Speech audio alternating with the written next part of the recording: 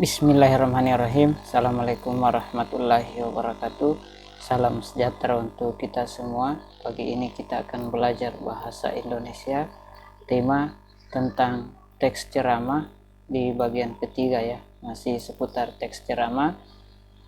Sebelumnya kita sudah mempelajari ya ceramah begitu panjang lebar, mulai dari bagian 1, 2 dan sampai sekarang di bagian ketiga. Nah, di bagian ketiga ini membahas tentang langkah-langkah membuat tes atau naskah ceramah. Pertama, menentukan tema atau pokok masalah. Jadi sebenarnya apapun yang kita ingin kerjakan, maka kita akan menentukan dulu apa ya pokok permasalahan yang ingin dilaksanakan. Kalau itu menyangkut menulis ya, tulisan apa yang mau diangkat. Kalau masalah ceramah, nah permasalahan apa yang mau diangkat. Nah, ini ya paling penting dulu topiknya, karena kalau tidak, maka ketika nanti tampil di podium kita tidak tahu apa sih inti permasalahan yang diangkat, karena begitu luasnya pokok masalah, tidak tahu apa masalahnya, akhirnya pendengar jenuh. Nah, kemudian yang kedua, mengetahui latar belakang pendengar, misalnya usia, pendidikan, jumlah pendengar. Jadi seorang pembicara atau penceramah ini harus memahami audiensnya atau pendengarnya. Kalau misalnya anak-anak, dia berceramah di depan anak-anak, maka bahasa yang digunakan harus sesuai dengan bahasa anak, atau setidaknya tidak menggunakan bahasa tinggi atau bahasa-bahasa ilmiah, karena anak tersebut tidak akan mengerti. Beda halnya ketika kita berceramah di depan orang, di depan pendidik, di depan orang-orang yang punya pendidikan di atas rata-rata ya, kita menggunakan bahasa apa saja, maka dia masuk, maka dia mengerti apa yang disampaikan. Nah, kemudian ini juga tidak terlepas dari jumlah pendengar.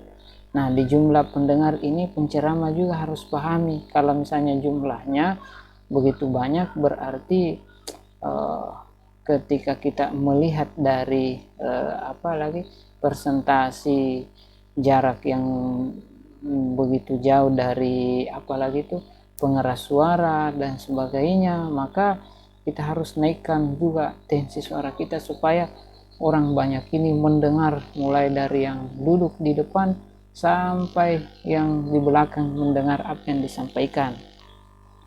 Yang ketiga, mencari data atau sumber bacaan yang mendukung ceramah. Nah, ini penting. Karena apa? Ceramah tanpa persiapan atau tanpa data yang valid, diada-ada, itu seolah-olah istilahnya pendengarnya itu nganggut-nganggut saja, tetapi pada hakikatnya dia tidak senang apa yang dia dengar dari penceramah itu. Tetapi beda halnya ketika data-data yang disuguhkan itu benar-benar kuat, maka pendengar kita dengan sendirinya apa yang disampaikan akan dicerna cepat, akan dipahami, dan kemudian tertarik mendengar ceramah kita mulai dari awal sampai akhir. Yang keempat, membuat kerangka ceramah. Nah, kerangka ceramah ini sangat penting kita buat. Karena apa? Ini kerangka ceramah adalah memandu kita agar tidak keluar dari tema pembahasan. Nah, kerangka ini perlu disusun supaya ketika nanti kita berceramah, apa yang disampaikan itu begitu runut atau tersusun dengan rapi mulai dari awal sampai akhir.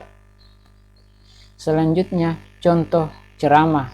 Nah, di contoh ceramah ini, sebelum kita membahas lebih lanjut atau sebelum saya perlihatkan contoh ceramah, maka saya ingatkan lagi ya, ketika kita ingin menyusun naskah ceramah atau teks ceramah, kita tidak terlepas daripada struktur. Nah, struktur itu jangan keluar daripada struktur ceramah. Nah, ini coba dilihat ya, kita mengacu kepada struktur pembuatan ceramah. Pertama itu, anggaplah misalnya kita punya tema tentang pentingnya berbahasa santun. Nah, yang pembuka atau paragraf pembuka dari dari itu maka kita harus menuliskan hal-hal seperti ini. Misalnya di paragraf pertama itu, pemilihan kata-kata oleh masyarakat akhir-akhir ini cenderung makin menurun kesantunannya dibanding dengan zaman saya dulu ketika kanak-kanak. Hal ini terbukti tampak pada ungkapan-ungkapan banyak kalangan dalam masyarakat. Misalnya menyatakan pendapat dan perasaan-perasaannya seperti ketika berdemonstrasi ataupun rapat-rapat umum. Kata-kata mereka kasar, sarkastik, menyerang, dan tentu saja hal itu sangat menggores hati yang menerimanya. Nah ini ya contoh paragraf pembuka dalam teks ceramah, atau ini pembuka ini kita mengacu kepada struktur ya, struktur ceramah.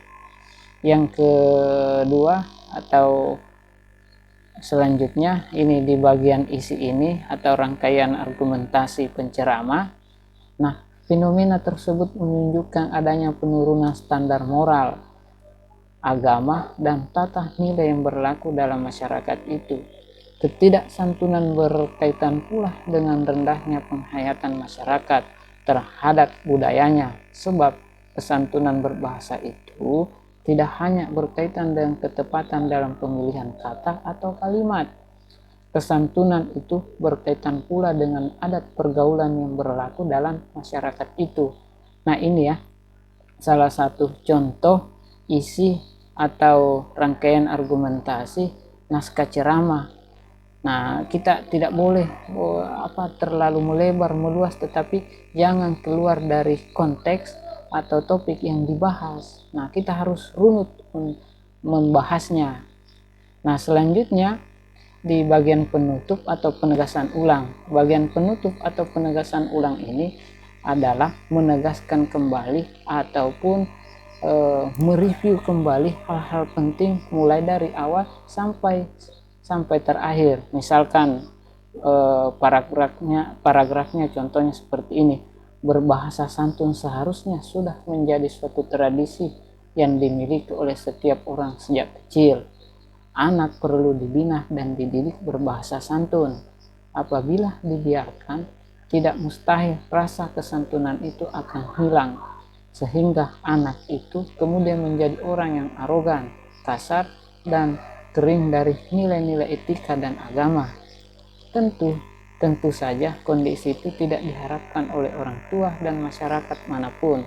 Nah ini contoh penutup yang sangat bagus, artinya mensinkronkan atau menyimpulkan kembali dari hal-hal mulai dari pembuka sampai ke hal ini, bahwa begitu penting ya, dia menegaskan kembali bahwa begitu pentingnya suatu bahasa atau begitu pentingnya kesantunan berbahasa dimanapun kita berada. Oke ya, mudah-mudahan ini bermanfaat, dan saya harap menonton video pembelajaran ini mulai dari awal sampai akhir agar mendapatkan pengetahuan yang utuh